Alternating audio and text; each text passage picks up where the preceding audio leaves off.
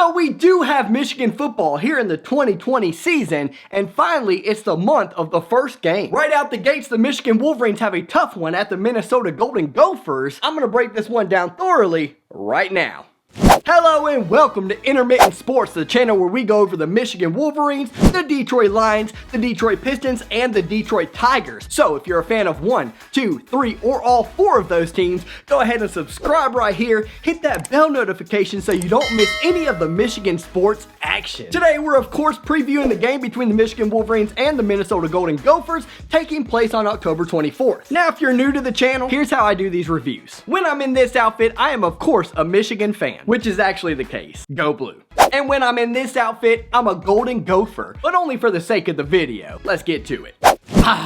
A fresh start, fall football, a new quarterback under center with all the upside in the world, a man who can truly take off with his feet, has wonderful touch passes, and when he has to throw it hard, has an absolute cannon of a right arm. I'm talking, of course, about Joe Milton.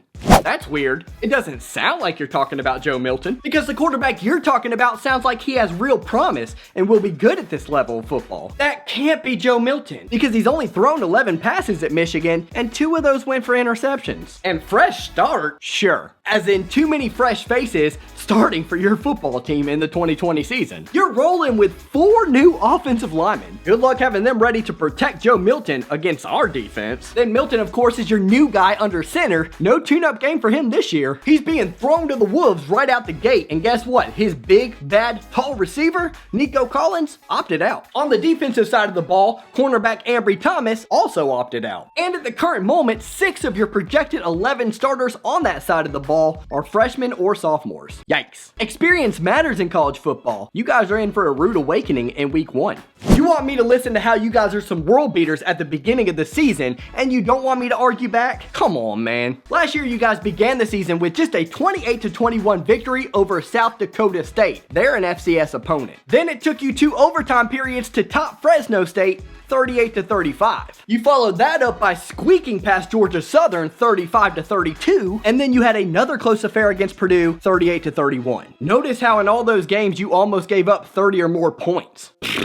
Whew, that's a lot. Minnesota got way too much love in 2019, where you had that one good win over Penn State, and that was it. Now, I would count Auburn, but bowl games are so blah these days. Your other 2 regular season tests were at Iowa and versus Wisconsin. You lost them both. You failed them both. Put frankly, you likely blew the best season you're going to have in this entire decade, and now it's time to put you back to reality. Sure, Michigan is young, but let's take a look at that young talent, shall we? 2020 247 recruiting ranking, Michigan 14th, Minnesota 38th. 2019, Michigan 8th, Minnesota 46th. 2018, 22nd, so not as good, but still better than Minnesota's 38th. Conclusion, Michigan is obviously the more talented football team, so you'd better hope that we're as unprepared for this game as you think we might be. Me personally, I think we're well coached, and by an actual coach, not by some rah-rah cheerleader on the sidelines. PJ Fleck, I'm talking to you.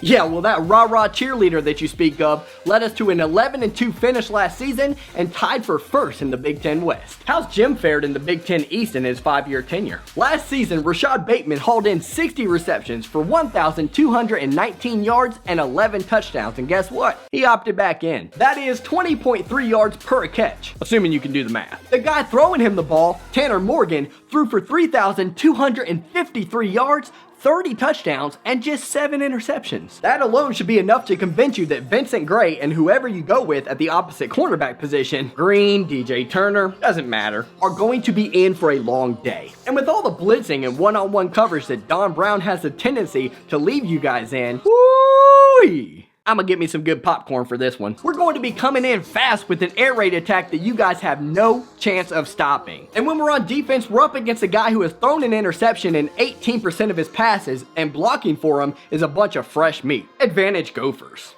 I know you're not talking about fresh meat, bruh. Seriously. Your defense only returns 5 starters from a year ago. Worse than that, 5 of your top 6 tacklers in 2019 are bye-bye. Most notably, you'll be without Antoine Winfield Jr., who left early for the big time. And one of your guys is Benjamin St. Juste. In case you forgot, he couldn't quite cut it at Michigan. Most of your returners are in the secondary, which means one thing. It means that our lack of experience on the offensive line is evened out by your lack of experience in the trenches on the defensive side of the ball. So you want to talk about advantages? If we're going by that, it's advantage Michigan all day. Because both sides of the ball are inexperienced, and yet, as I've proven already, our inexperience is more talented than yours. And sure, Tanner and Rashad had good years last year. Good on them. Let me list your first 8 games here. Versus South Dakota State, at Fresno State, versus Georgia Southern, at Purdue, versus Illinois, versus Nebraska, at Rutgers, and versus Maryland. Bruh, I would hope your best offensive players showed up in these games. That's basically 8 tune-up games before you finally played a team with a pulse. The 2020 football season, though, isn't so kind to you. Now is it? Because you start with us, the leaders and best. No practice this time around, and it's going to show.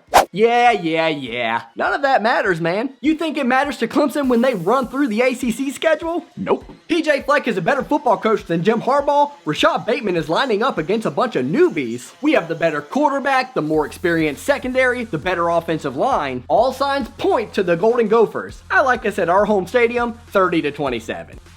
Do I think experience matters? Absolutely it does. But do I think the talent gap can make up for that inexperience? Of course I do. The bar is set high for the Michigan Wolverines' fresh squad, and Joe Milton is the next big thing at the University of Michigan. The speed and quickness of our wide receiver core and Giles Jackson, Mike Sanristil, and Ronnie Bell is going to be too much for that Minnesota secondary to handle. And then about the time they start to figure things out, we go ahead and hit them with that rushing attack of Hassan Haskins, Zach Charbonnet, and Chris Evans. The Wolverines cruising this one much easier than people expect. Michigan 34, Minnesota 26. And time! Wow, that was fun. Now I turn it over to you guys. What did we miss? What did we get right? Who are you going with? And why are you going with that team? Go ahead and let me know in the comments below. I'll see you guys down there to discuss. Don't forget to subscribe to the channel for the most fun, entertaining, and creative Detroit and Michigan content you're going to find on YouTube today. We're trying to build a family and a community of real fans here,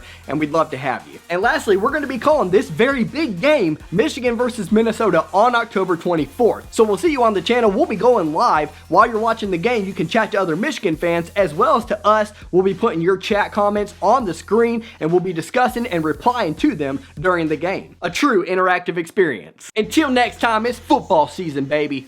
Go Blue.